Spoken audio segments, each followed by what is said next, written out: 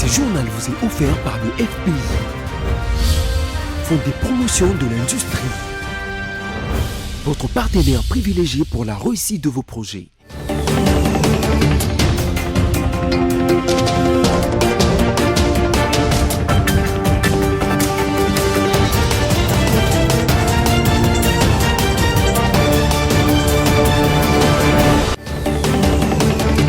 Mesdames, Messieurs, bienvenue à ce nouveau numéro du journal sur BSC-TV. En voici les titres. Le chef de l'État, Félix-Antoine Tshisekedi Tshilombo, a fait le tour de la ville dimanche dernier pour inaugurer d'un côté le pont Bongolo dans la commune de Kalamou, le pavillon 1 du marché de la Liberté à Massina, l'aérodrome de Ndolo à Barumbu et les maisons des officiers à Ngaliema. La Confédération africaine de football CAF a annoncé dimanche dernier à Rabat le report de la Coupe d'Afrique des Nations édition 2023 qui devrait se jouer en Côte d'Ivoire. Encore une fois de plus, bienvenue à tous. La nouvelle cité résidentielle des officiers supérieurs et généraux des FARDC, le pavillon 1 du marché de la Liberté, l'aéroport de Ndolo et le pont Bongolo sont les différents sites réhabilités et inaugurés le week-end dernier par le président de la République, Félix-Antoine Tshisekedi Tshilombo. Suivez cet élément de Bernadette Kamango. Situé à une trentaine de kilomètres du centre-ville dans la périphérie de la capitale, Poulmalebo est désormais la nouvelle cité de résidence des officiers supérieurs et généraux des FARDC.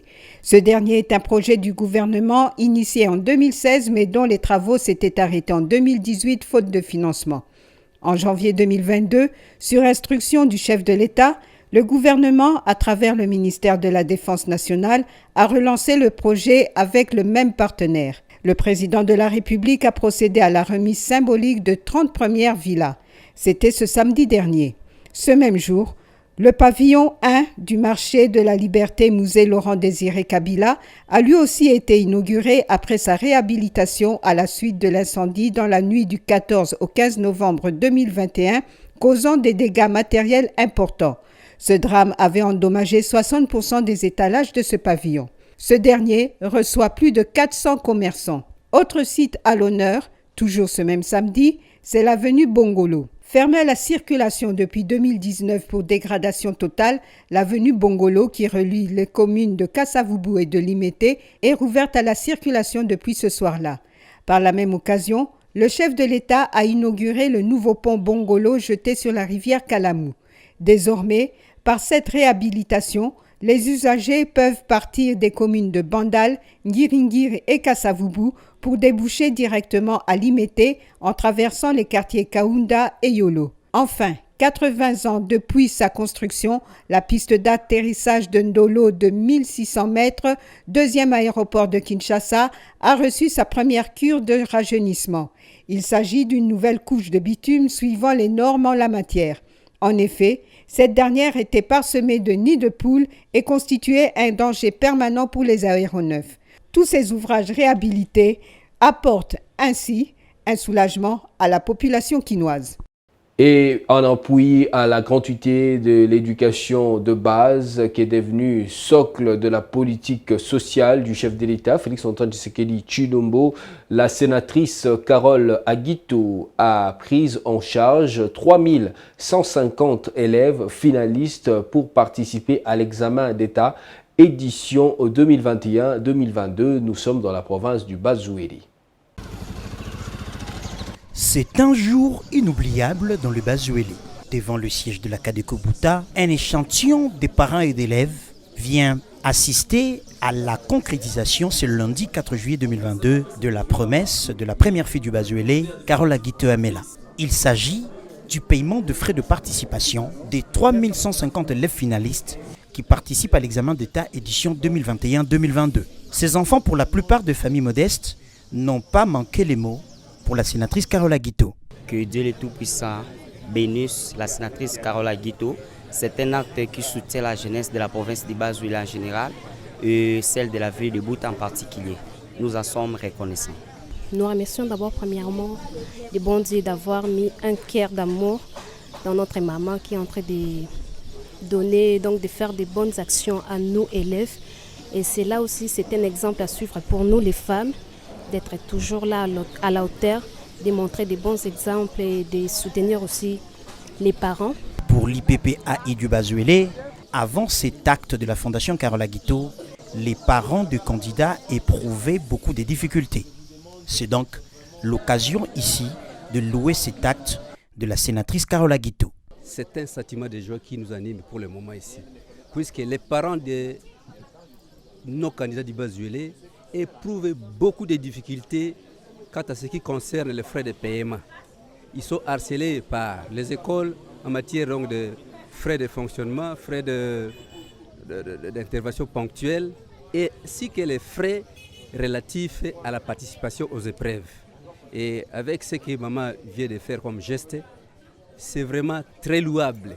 Elle n'a ménagé aucun effort pour permettre à ce que les parents se sentent à l'aise pour cette fois-ci, puisqu'il a pris en charge tous les candidats de la province du Bazuélé. Il a en outre lancé un message à ses frères du Bazuélé pour rejoindre la sénatrice Carola Guito sur le terrain des actions. À nos frères du Bazuélé qui sont capables de porter un petit plus à ce qu'ils se joignent à maman Carola Guito pour que les activités puissent aller de l'avant, le développement de cette province puisse aller de l'avant, puisqu'elle a déjà fait beaucoup de choses et nous attendons d'elle beaucoup plus encore. Pour rappel, cette action de la sénatrice Carola Guito s'inscrit dans le cadre de son soutien à la formation de la jeunesse et à la gratuité de l'éducation des bases, chère au président de la République, Félix-Antoine Tshisekedi. Et puis le pape François a présidé dimanche 3 juillet en la basilique Saint-Pierre à l'intention de la communauté congolaise à Rome, dont nombreux fidèles ont pris part. Dans son homélie, le souverain pontife les a invités à faire preuve de paix et de proximité de Dieu, surtout là où règne la haine et la cupidité. Cari fratelli e sorelle della Repubblica Democratica del Congo e della Repubblica del Sud Sudan, buongiorno. Come sapete, oggi sarei dovuto partire per un pellegrinaggio di pace e riconciliazione nelle vostre terre. Il Signore sa quanto è grande il mio rammarico per essere stato costretto a rinviare questa visita tanto desiderata e attesa. Ma non perdiamo la fiducia e nutriamo la speranza di incontrarci al più presto, appena sarà possibile. Vorrei dirvi intanto che, specialmente in queste settimane, vi porto nel cuore più che mai. Porto dentro di me, nella preghiera, le sofferenze che provate da tanto, troppo tempo. Penso alla Repubblica Democratica del Congo, allo sfruttamento, alla violenza e all'insicurezza che patisce, in particolare nell'est del paese, dove gli scontri armati si protraggono, causando sofferenze innumerevoli e drammatiche. Che la sua pace scenda nei vostri cuori e mentre cresce di giorno in giorno l'attesa di vedere i vostri volti, di sentirmi a casa nelle vostre vivaci comunità cristiane, di abbracciarvi tutti con la mia presenza e di benedire le vostre terre, la mia preghiera si intensifica, così come l'affetto per voi e per i vostri popoli. Di cuore vi benedico e chiedo anche a voi di continuare a pregare per me. Grazie di questo.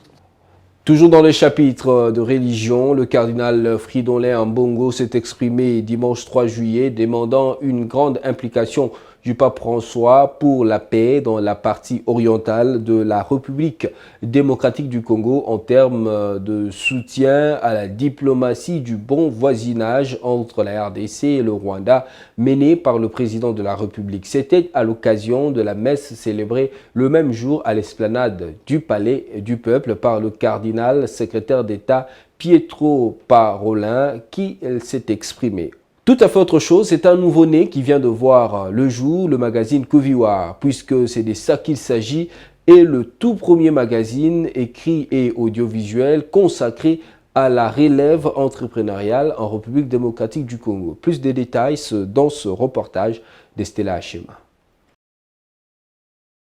C'est à Sultani Hotel, plus précisément à la salle Yvonne Compéré, qu'a eu lieu le lancement officiel de la première édition du magazine Kuviwa, en partenariat avec Malkia by Ida Rold. Jefté Mopindi, l'initiateur, a indiqué que Kuviwa est le tout premier magazine écrit et audiovisuel consacré à la relève entrepreneuriale en République démocratique du Congo. Ce magazine s'est vu être un incontournable et un espace fort pour créer, entreprendre, transmettre, former et recruter les entrepreneurs, chacun dans son secteur d'activité. Parmi les entrepreneurs qui ont présenté leur marque, Madame Bitia Moubibia a représenté la marque Malkia by Ida Rold, œuvre de sa sœur Idette Roland Moubibia, décédée le 1er jour du mois de juin 2022. Créée le 16 novembre 2017 à Californie, aux États-Unis, Malkia by Ida Rold est une marque de peinture inspirée de la culture africaine en général et surtout congolaise parce qu'elle vise à promouvoir les origines africaines. Mesdames et messieurs, l'artiste ne meurt pas, dit-on, car ses œuvres sont immortelles.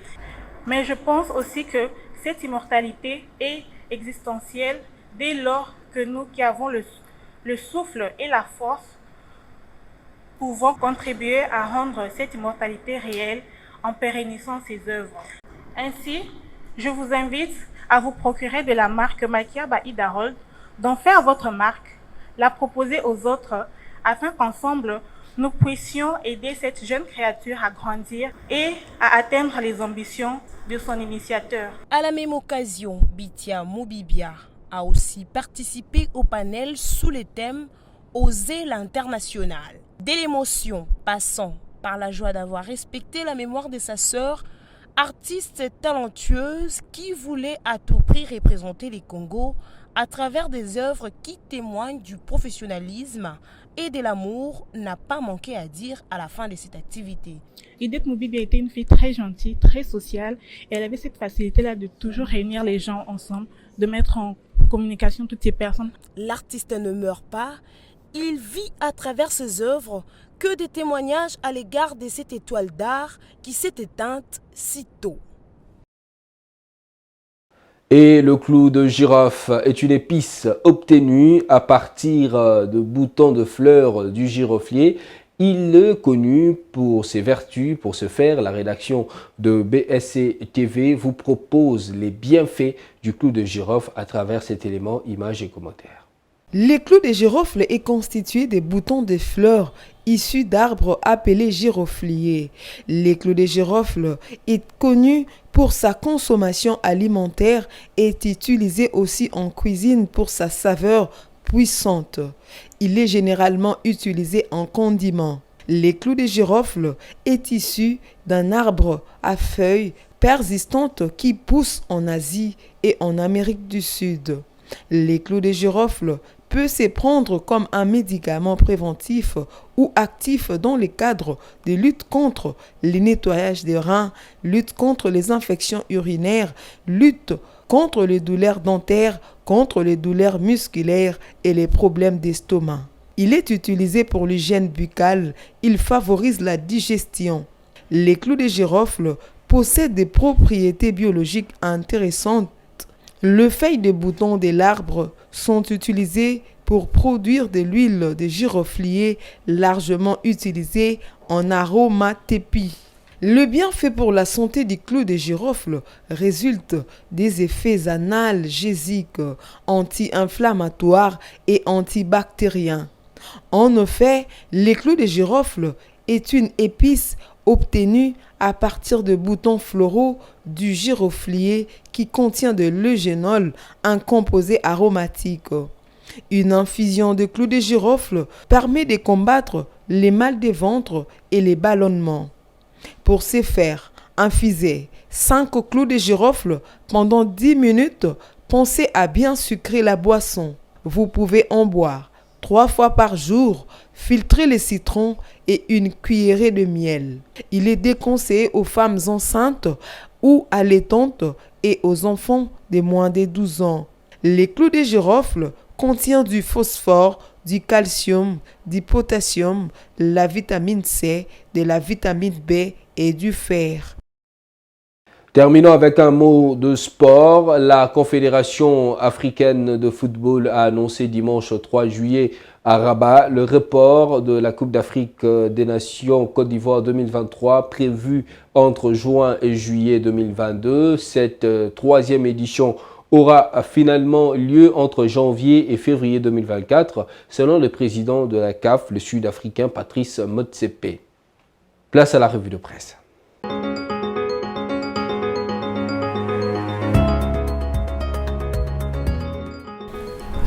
Bienvenue à tous à la lecture de journaux parus en ligne ce lundi 4 juillet 2022. Ouvrons cette revue de presse avec ce titre de l'agence congolaise de presse, signature à la primature de 5 accords spécifiques RDC Église catholique. Le Premier ministre Jean-Michel Samalukonde Kyenge et le cardinal Pietro Parolin, secrétaire d'État du Saint-Siège, ont co-présidé samedi à la primature la cérémonie des signatures de 5 accords spécifiques par l'État congolais et l'Église catholique dans différents domaines. Les deux gouvernements respectifs s'engagent par ce acte à régler leur collaboration dans différents domaines. Il s'agit des accords portant notamment sur l'éducation, la pastorale de l'Église dans les établissements pénitentiaires et la garde des enfants en conflit avec la loi, l'accord sur la fiscalité ainsi que celui sur la pastorale de l'Église auprès des orphelinats et des personnes âgées. Poursuivons avec Forum des As qui note en grand titre « Horizon 2023 ». Des intellectuels congolais réclament Denis Mukwege. Un collectif d'intellectuels congolais voudrait voir le prix Nobel de la paix 2018, le docteur Denis Mukwege, n'est pas soigné que le fistule de femmes victimes de violences sexuelles à l'Est, mais également soigner l'État, cet autre grand malade. Ce groupe d'intellos voit dans le profil du célèbre gynécologue un présidentiable. Ils l'ont exhorté solennellement à découvrir et surtout à accomplir sa mission aux côtés d'autres Congolais épris de bonne volonté au service de la nation. À l'occasion de la commémoration du 62e anniversaire de l'indépendance de la RDC, ces universitaires ont lancé un appel pressant au docteur Denis Mukwege pour qu'il brigue la présidence du pays lors des prochaines élections prévues en 2023. Les pires pour eux serait de voir le prix Nobel de la paix repousser l'appel du 30 juin 2022. Et bouclons cette revue de presse avec ce titre de la radio Capi, Football, la CAN Côte d'Ivoire 2023, décalé en 2024. La Confédération africaine de football, CAF, a annoncé dimanche 3 juillet que la prochaine Coupe d'Afrique des Nations prévue en Côte d'Ivoire en 2023 aura lieu en janvier et février 2024. Le président de la CAF, Patrice Motsepe, a mis en avant les climats pour justifier ce report en début de l'année 2024. À l'issue d'une réunion du comité exécutif de l'instance, renseigne le site web de la radio France Internationale. Et c'est sur cette note que s'achève cette revue de presse. Merci à vous qui l'avez suivi.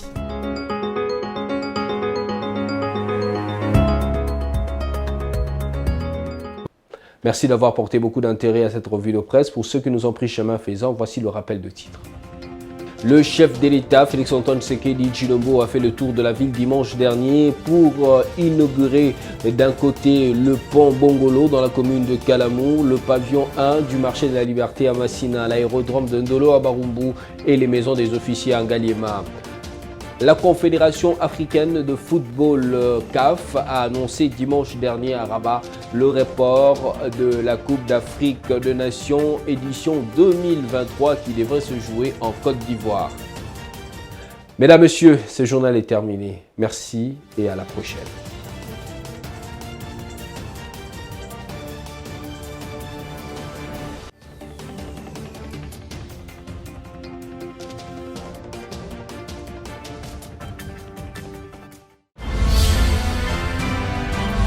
Ce journal vous a été offert par le FPI, Fonds des promotions de l'industrie, votre partenaire privilégié pour la réussite de vos projets.